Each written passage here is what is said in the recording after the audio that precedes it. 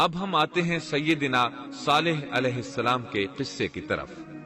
دن گزرتے گئے اور لوگ ایک بار پھر ابلیس لعین کے وسوسے میں آ کر کفر کی طرف پلٹ آئے، کیونکہ ابلیس کسی بھی شخص کو وسوسے میں ڈالے بغیر نہیں چھوڑتا۔ اس طرح ایک بار پھر کفر پھیل گیا، چنانچہ اللہ نے ان کی ہدایت کے لیے صالح علیہ السلام کو مبعوث فرمایا۔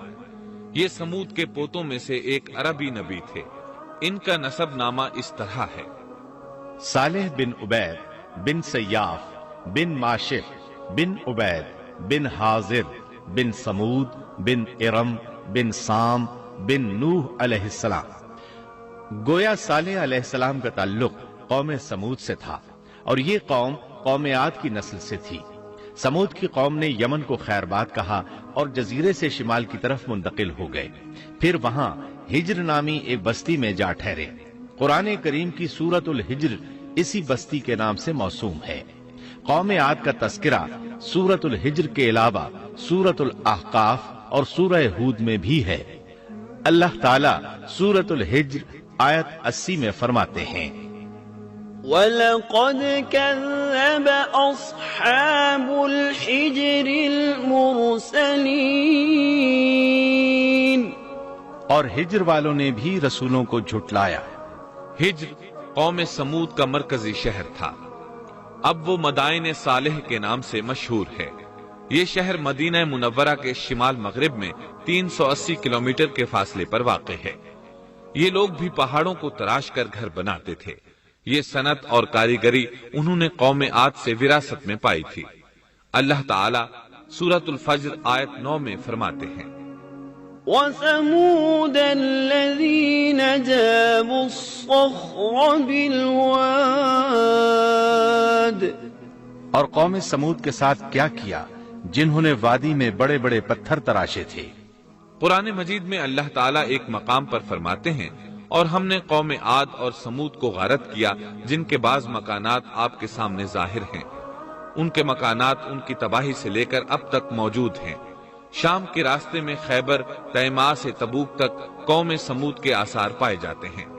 یہ لوگ کس طرح پتھر تراش کر گھر بناتے تھے، اللہ تعالیٰ نے سورۃ الاعراف آیت 74 میں اس کا ذکر کیا ہے: وَاذْكُرُوا إِذْ جَعَلَكُمْ خُلَفَاءَ مِنْ بَعْدِ عَادٍ وَبَوَّأَكُمْ فِي الْأَرْضِ تَتَّخِذُونَ مِنْ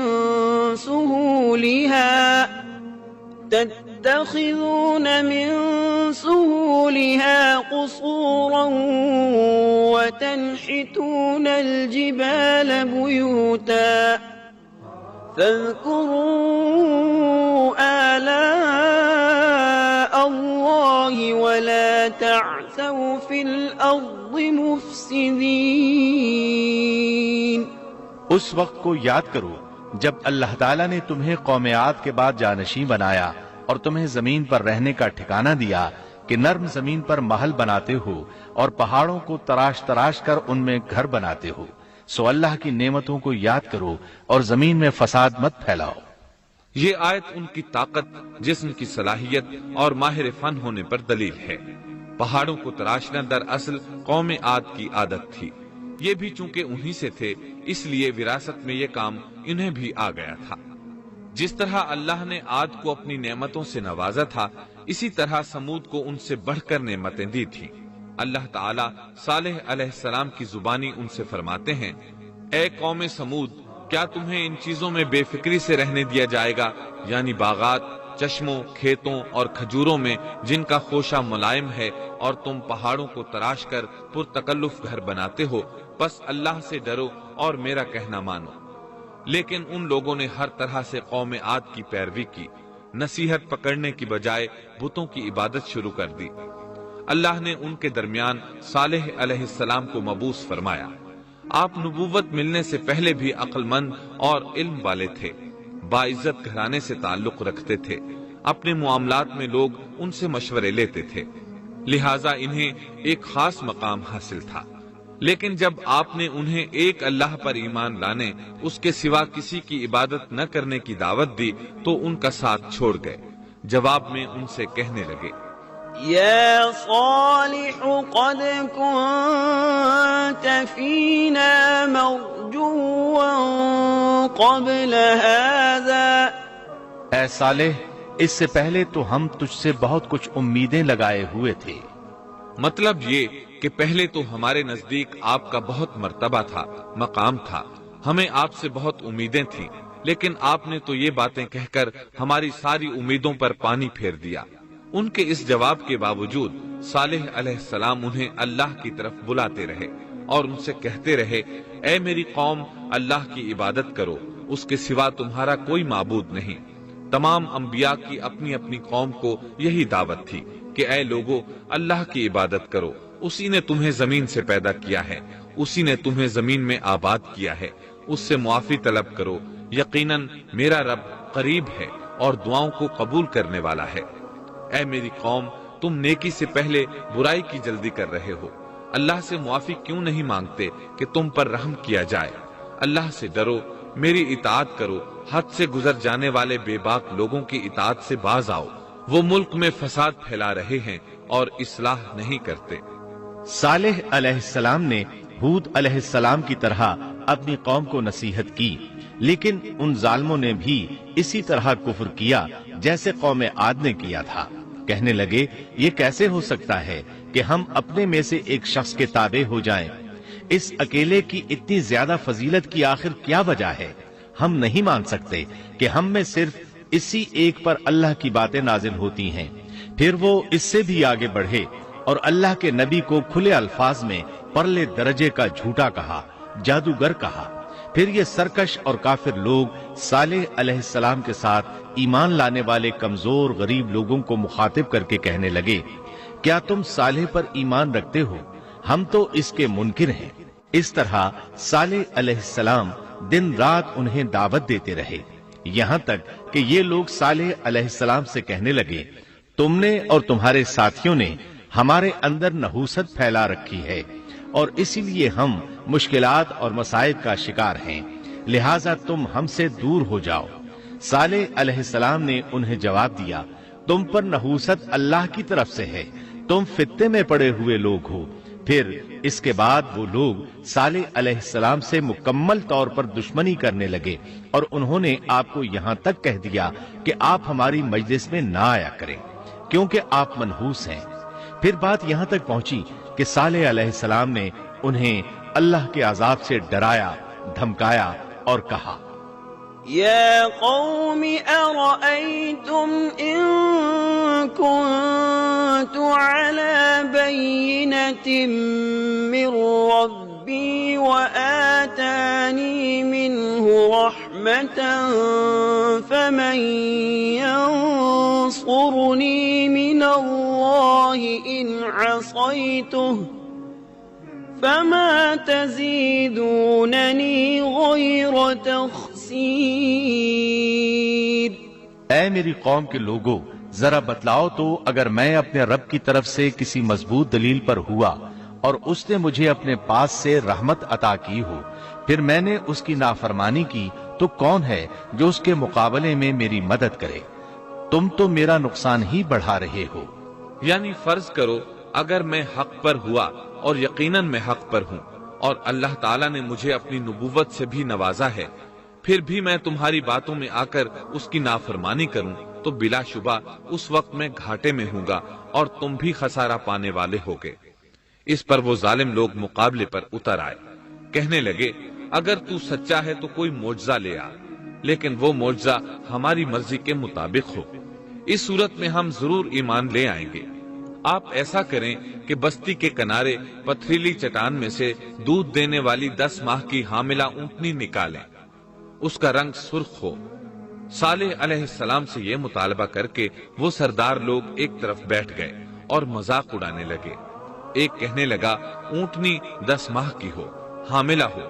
دوسرا کہنے لگا لازمی طور پر اس کا رنگ سرخ ہو. پھر ایک تیسرا سردار بولا اس کی کھال پر بہت زیادہ اون ہو. چوتھا بولا موٹی تازی ہو، ہم نے پہلے اس قسم کی اونٹنی دیکھی نہ ہو. پانچواں بولا وہ اتنی بڑی ہو کہ اکیلی ایک دن تمام کنویں کا پانی پی جائے اور دوسرے روز ہم پئیں. یہ لوگ اسی طرح مذاق اڑا رہے تھے کہ صالح علیہ السلام نے ان سے کہا، اگر تمہاری مطلوبہ اونٹنی تمہیں مل جائے تو کیا تم ایمان لے آؤ گے؟ سب نے مل کر کہا، ہاں ضرور لے آئیں گے۔ صالح علیہ السلام نے فرمایا، تب تم ایک دن سب لوگوں کو جمع کر لو۔ مقررہ دن وہ لوگ جمع ہو گئے۔ ان کی موجودگی میں صالح علیہ السلام نے اللہ سے دعا کی۔ زمین پر زلزلہ طاری ہوا، ان کی آنکھوں کے سامنے چٹان پھٹی اور اس سے بالکل ویسی ہی اونٹنی نکلی جیسا کہ ان کا مطالبہ تھا۔ انہوں نے اپنی زندگی میں ایسی اونٹنی کبھی نہیں دیکھی تھی۔ اس میں وہ تمام صفات موجود تھیں جن کا ذکر ان لوگوں نے کیا تھا۔ اللہ تعالیٰ صالح علیہ السلام کی زبانی سورہ ہود آیت 64 میں فرماتے ہیں، وَيَا قَوْمِ هَٰذِهِ نَاقَةُ اللَّهِ لَكُمْ آيَةً فَذَرُوهَا تَأْكُلْ فِي أَرْضِ اللَّهِ وَلَا تَمَسُّوهَا بِسُوءٍ فَيَأْخُذَكُمْ عَذَابٌ قَرِيبٌ۔ اے میری قوم، یہ اللہ کی بھیجی ہوئی اونٹنی ہے، یہ تمہارے لیے ایک معجزہ ہے۔ اب تم اسے اللہ کی زمین میں کھاتی ہوئی چھوڑ دو اور اسے کسی طرح کی تکلیف نہ پہنچاؤ، ورنہ فوری عذاب تمہیں آ پکڑے گا۔ اس اونٹنی کو چونکہ کسی اونٹنی نے جنم نہیں دیا تھا، اس لیے اس کو ناقۃ اللہ یعنی اللہ کی اونٹنی کہا گیا۔ پھر صالح علیہ السلام نے فرمایا، لوگو سن لو، ایک دن یہ اونٹنی پانی پیے گی، ایک دن تم پیو گے، تم میں سے کوئی اسے تکلیف نہ پہنچائے، ورنہ اللہ کا بدترین عذاب تم پر نازل ہوگا۔ سورۃ القمر میں اللہ فرماتے ہیں، بے شک ہم اونٹنی کو ان کے لیے آزمائش بنا کر بھیج رہے ہیں، تم صبر کے ساتھ ان کے انجام کا انتظار کرو۔ اس نشانی کے ظہور کے بعد اللہ تعالیٰ نے صالح علیہ السلام کو مخاطب کر کے فرمایا، تم اب دیکھتے رہو کہ ان کا انجام کیا ہوتا ہے، ان کی سختیوں پر صبر کرو، ان سے کہہ دو کہ پانی پر ایک دن ان کا اختیار ہوگا اور ایک دن اس اونٹنی کا، خبردار کوئی زیادتی نہ کرے اور اس اونٹنی کو پانی پینے سے نہ روکے۔ سورۃ الشمس میں اللہ تعالیٰ فرماتے ہیں کہ ان سے اللہ کے رسول نے فرما دیا تھا کہ اللہ کی اونٹنی کی اور اس کے پانی پینے کی باری کی حفاظت کرو، یعنی اسے نہ تو پانی پینے سے روکو اور نہ ہی اسے کوئی تکلیف پہنچاؤ۔ اس معجزے کو دیکھ کر لوگ دو گروہوں میں بٹ گئے۔ بہت کم لوگوں نے صالح علیہ السلام کی پیروی کی، ان پر ایمان لائے، جبکہ اکثر لوگ پھر بھی اپنے کفر پر ڈٹے رہے۔ اللہ تعالیٰ فرماتے ہیں، ان لوگوں نے خود معجزے کا مطالبہ کیا تھا، لیکن اس کو اپنی آنکھوں سے دیکھنے کے باوجود ظلم پر اڑے رہے اور کفر پر اصرار کرتے رہے۔ سورۃ الحجر آیت 81 میں اللہ فرماتے ہیں، وَآتَيْنَاهُمْ آيَاتِنَا فَكَانُوا عَنْهَا مُعْرِضِينَ۔ اور انہیں ہم نے اپنی نشانیاں بھی عطا فرمائی تھیں، لیکن پھر بھی وہ ان سے گردن موڑنے والے ہی رہے۔ اسی طرح سورہ بنی اسرائیل میں اللہ تعالیٰ فرماتے ہیں، ہم نے قوم سمود کو نشان کے طور پر اونٹنی عطا فرمائی تھی، لیکن انہوں نے اس پر ظلم کیا۔ بلا شبہ وہ ایک واضح نشانی تھی، کوئی شخص یہ نہیں کہہ سکتا تھا کہ جادوگروں نے اسے پیدا کیا ہے۔ وہ اونٹنی ان میں موجود رہی، ان کے علاقے میں جہاں چاہتی چرتی، جب کنویں پر پانی پینے جاتی تو سارا پانی پی جاتی، وہ لوگ اس کا دودھ پیتے، دودھ سب کے لیے کافی ہو جاتا۔ ان کی آنکھوں کے سامنے اس نے ایک بچے کو جنم دیا، وہ شکل صورت میں بالکل اپنی ماں جیسا تھا، لوگ اسے دیکھ کر تعجب کرتے، بچہ اونٹنی کے ساتھ رہتا، یہ ایک واضح نشانی تھی، اس پر جادو کا گمان کیا ہی نہیں جا سکتا تھا۔ وہ اونٹنی ایک عرصے تک ان لوگوں میں رہی۔ اللہ فرماتے ہیں، ہم نے قوم سمود کو بطور نشان کے ایک اونٹنی دی تھی، لیکن انہوں نے اس پر ظلم کیا، حالانکہ یہ نشانیاں ہم لوگوں کو ڈرانے کے لیے ہی بھیجتے ہیں۔ وہ لوگ اس اونٹنی کو دیکھ کر متعجب ضرور ہوئے، لیکن ایمان پھر بھی بہت کم لوگ لائے، حالانکہ اس نشانی کے بعد انہیں چاہیے تھا ایمان لے آئیں۔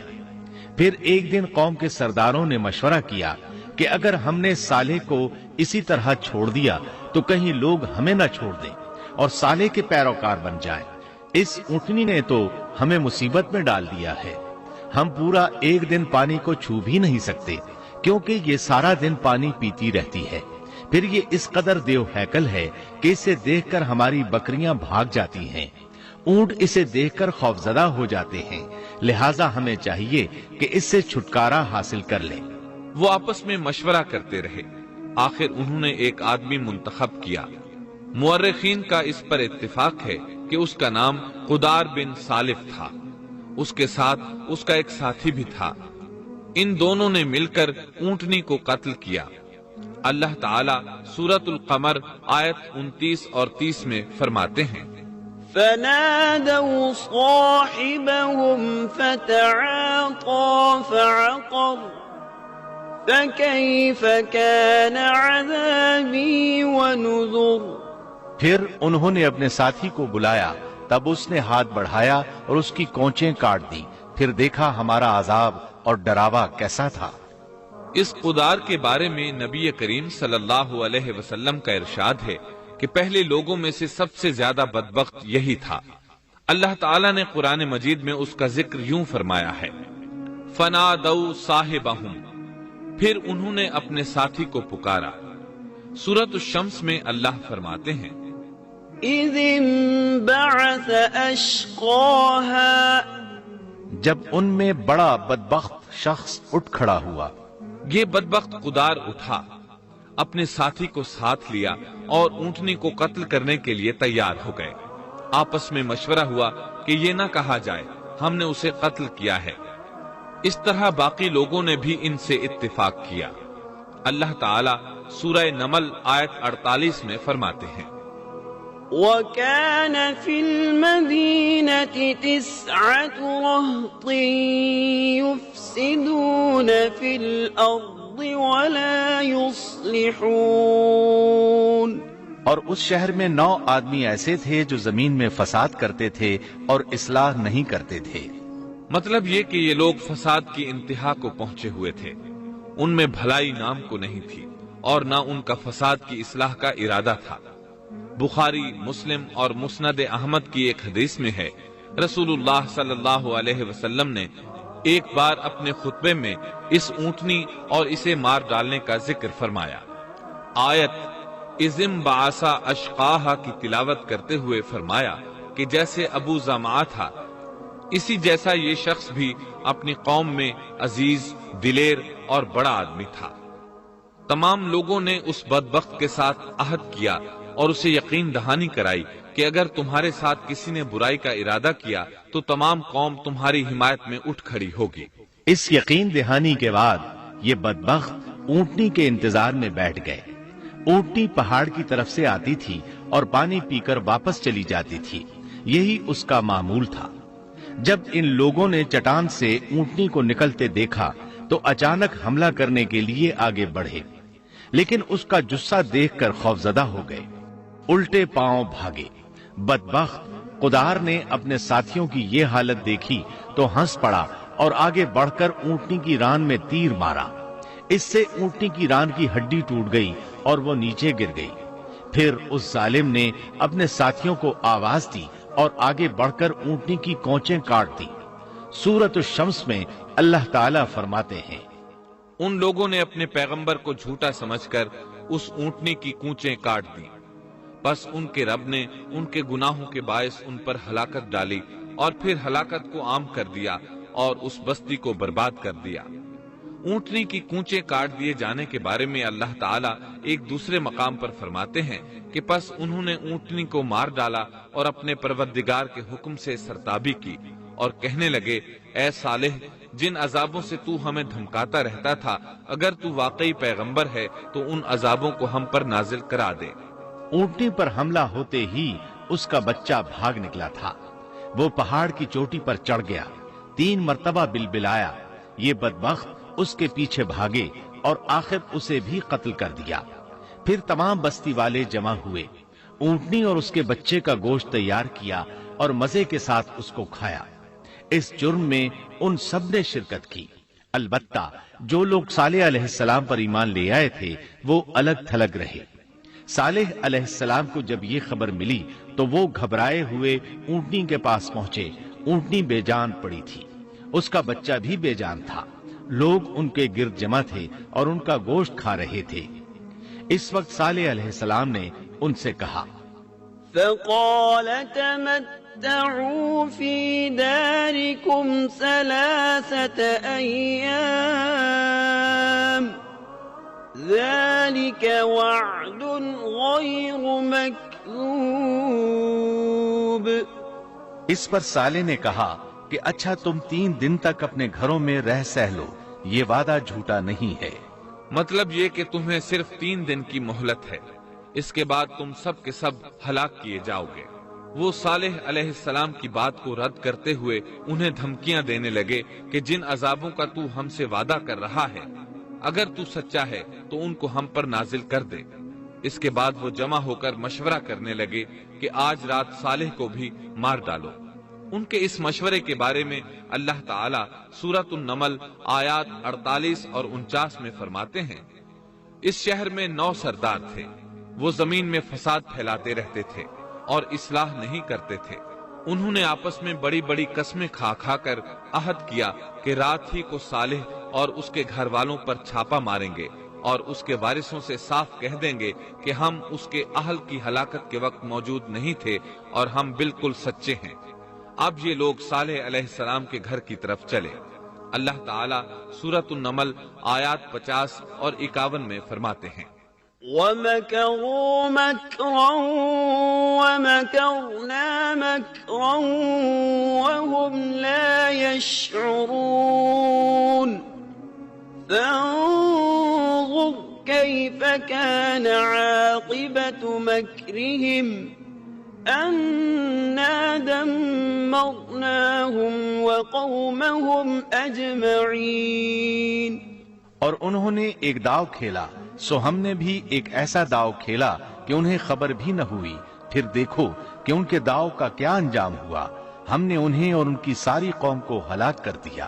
صالح علیہ السلام کا گھر پہاڑ کی بلندی پر تھا۔ یہ فسادی لوگ ابھی اوپر چڑھ رہے تھے کہ زمین حرکت کرنے لگی۔ ایک چٹان اوپر سے لڑھکتی ہوئی آئی اور ان تمام کو پیس کر رکھ دیا۔ ان 9 فسادی لوگوں کی ہلاکت کے ساتھ ہی اللہ کے عذاب کی ابتدا ہو چکی تھی۔ چنانچہ صالح علیہ السلام نے اپنے ساتھیوں کے ساتھ اس بستی کو چھوڑ دیا، یعنی وہ ہجر کے علاقے سے نکل گئے۔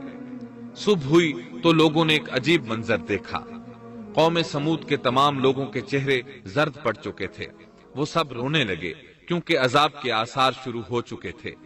دوسرے دن تمام لوگوں کے چہرے آگ کی طرح سرخ ہو گئے اور تیسرے دن تمام کے چہرے سیاہ ہو چکے تھے۔ اپنی یہ حالت دیکھ کر سب لوگ رونے اور چیخ پکار کرنے لگے، اپنی قبریں کھودنے لگے۔ اب انہیں یقین ہو چکا تھا کہ عذاب کا وعدہ برحق تھا۔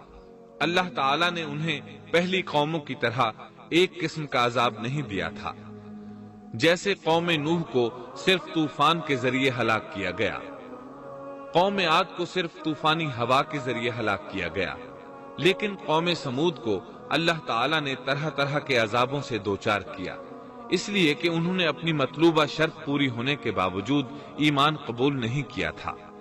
عذاب کی ابتدا زلزلے سے ہوئی، زمین حرکت کرنے لگی۔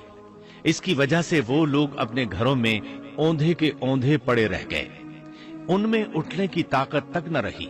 پھر آسمان میں سخت کڑاکا ہوا، اس کی ہولناک دہشت انگیز چنگھاڑ نے ان کے بھیجے پھاڑ کر رکھ دیے۔ ایک ہی لمحے میں ایک ساتھ وہ سب ڈھیر ہو گئے۔ ان کی ہلاکت اور تباہی کو بیان کرتے ہوئے اللہ تعالیٰ سورۃ الزاریات آیات 43 تا 45 میں فرماتے ہیں، وَفِي ثَمُودَ إِذْ قِيلَ لَهُمْ تَمَتَّعُوا حَتَّى حِينٍ فَعَتَوْا عَنْ أَمْرِ رَبِّهِمْ فَأَخَذَتْهُمُ الصَّاعِقَةُ وَهُمْ يَنظُرُونَ فَمَا اسْتَطَاعُوا مِنْ قِيَامٍ وَمَا كَانُوا منتصرین۔ اور سمود کے قصے میں بھی عبرت ہے، جب ان سے کہا گیا کہ تم کچھ دن تک فائدہ اٹھا لو، لیکن انہوں نے اپنے رب کے حکم سے سرتابی کی، اس پر انہیں ان کے دیکھتے دیکھتے تیز و تند کڑاکے نے ہلاک کر دیا، پس نہ تو وہ کھڑے ہو سکے اور نہ بدلہ لے سکے۔ اسی طرح سورہ ہود میں اللہ تعالیٰ نے ان کی تباہی کا نقشہ اس طرح کھینچا ہے کہ ایک زور کی کڑک نے ان ظالموں کو آ لیا، پھر تو وہ اپنے گھروں میں زانوں کے بل مردہ پڑے رہ گئے، ایسے گویا کہ وہ کبھی آباد ہی نہ تھے۔ سورۃ القمر میں اللہ نے ان کی رسوائی ان الفاظ میں بیان کی ہے: ہم نے ان پر ایک چیخ بھیجی، پھر وہ ایسے ہو گئے جیسے کانٹوں کی باڑ کا چورا۔ دوسری طرف صالح علیہ السلام اور ان کے ساتھیوں کو اللہ تعالیٰ نے اپنی رحمت سے نجات دی۔ اللہ تعالیٰ سورہ ہود آیت 66 میں فرماتے ہیں: فَلَمَّا جَاءَ أَمْرُنَا نَجَّيْنَا صَالِحًا وَالَّذِينَ آمَنُوا مَعَهُ بِرَحْمَةٍ مِنَّا وَمِنْ خِزْيِ يَوْمِئِذٍ إِنَّ رَبَّكَ هُوَ الْقَوِيُّ الْعَزِيزُ۔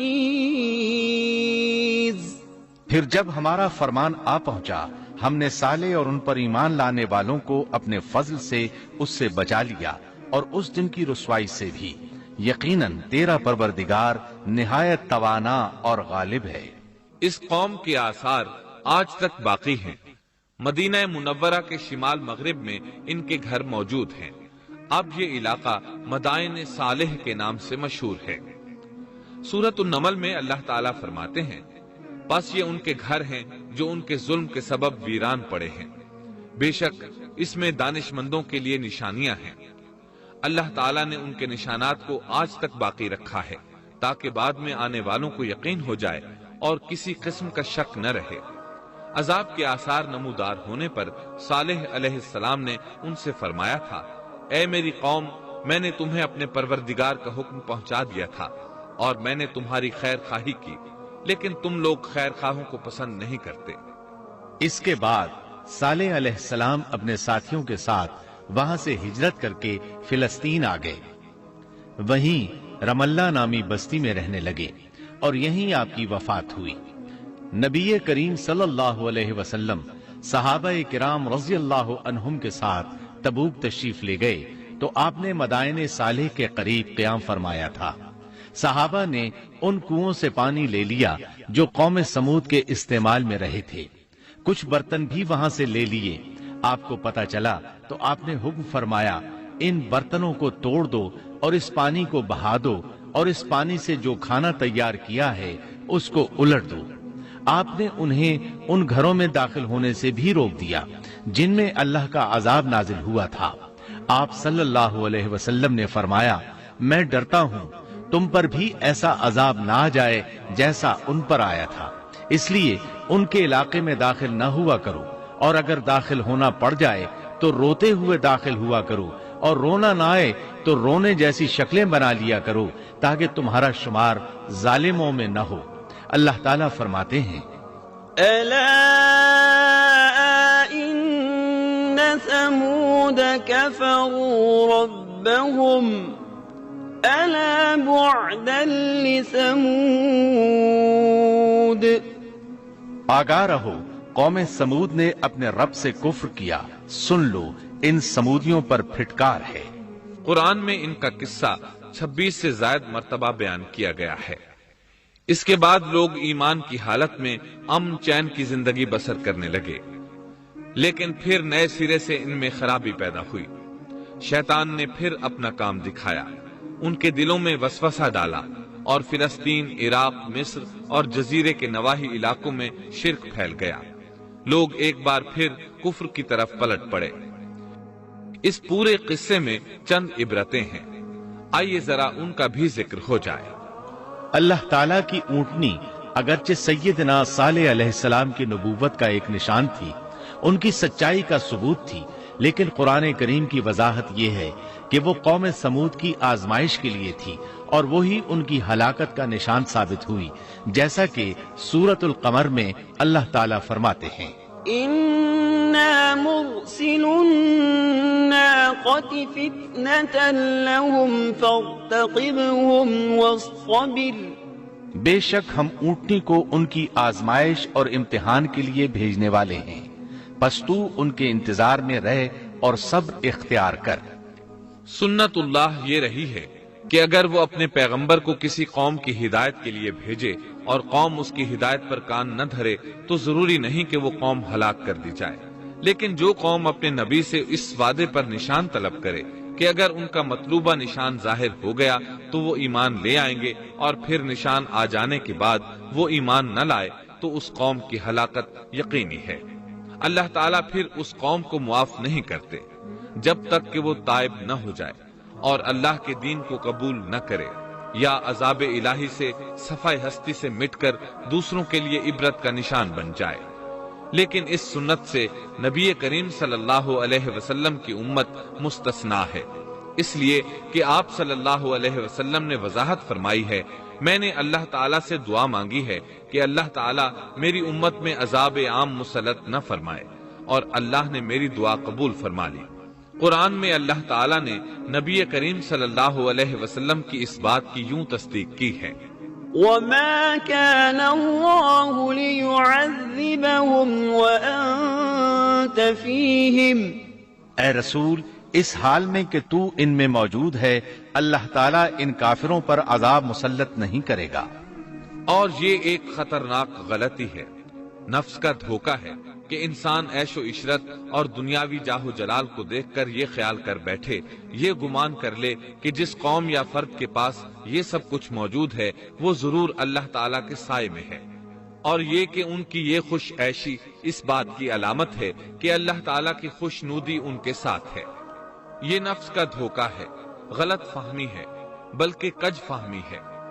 قرآن کریم کے اس واقعے میں جگہ جگہ اس بات کی وضاحت ہے کہ بعض اوقات زیادہ سے زیادہ خوش عیشی زیادہ سے زیادہ عذاب کا پیش خیمہ ثابت ہوتی ہے، اگرچہ قوموں کے لیے اس کی مدت چند ماہ یا چند سال نہیں بلکہ گھبرا دینے والی مدت ہی کیوں نہ ہو، مگر ہر قسم کی دنیاوی کامیابیوں اور خوش عیشیوں کے ساتھ جب ظلم، سرکشی اور غرور کسی قوم کا مستقل شعار بن جائے تو سمجھ لو اس کی تباہی اور ہلاکت کا وقت قریب آ پہنچا۔ اللہ تعالیٰ فرماتے ہیں، تیرے رب کی پکڑ بہت سخت ہے، لیکن اس کے ساتھ ہی یہ بات بھی ہے کہ کسی قوم میں تمام تر خرابیوں کے باوجود اگر قوم سے اکثر افراد اللہ کے شکر گزار ہوں، اس کے بندوں کے ساتھ انصاف کرنے والے اور آپس میں نیک نیت اور خیرخواہی کرنے والے ہوں تو بلا شبہ وہ اللہ کے ہاں مقبول بندے ہیں، اور انہی کو دنیا اور آخرت کی کامیابیوں کی بشارت ہے، اور انہی کے لیے یہ دنیاوی عیش اللہ کی بے انتہا نعمتوں کی علامت ہے۔ انہی الفاظ پر سیدنا صالح علیہ السلام کا قصہ اختتام کو پہنچا۔